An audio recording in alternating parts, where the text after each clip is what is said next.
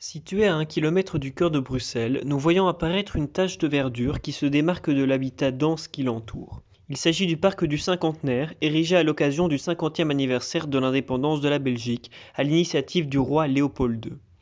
Sa forme fort géométrique laisse apparaître un demi-cercle en son centre.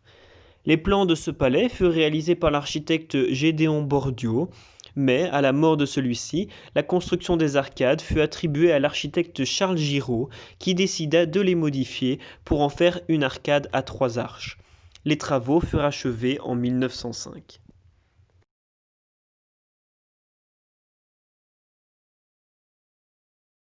La fonction franchir est ici assurée par d'imposantes voûtes présentes de part et d'autre des piliers.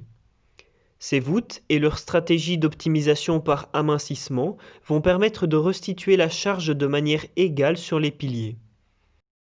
La fonction franchir est donc mécaniquement liée à la fonction porter et cette liaison est effectuée par les voûtes.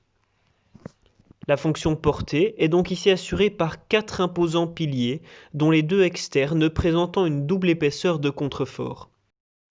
Les voûtes de l'arcade permettent donc de répartir le poids sur les 4 piliers et assurent la pérennité de la structure.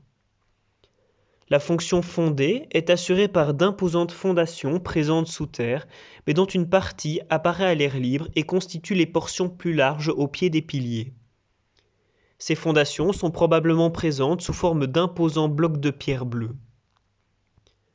Enfin, la fonction contreventée, quant à elle, est assurée en lien avec la fonction portée par la massivité des matériaux utilisés, de la pierre bleue, par la double épaisseur des piliers externes et par les liaisons effectuées entre chaque pilier grâce au système de voûte.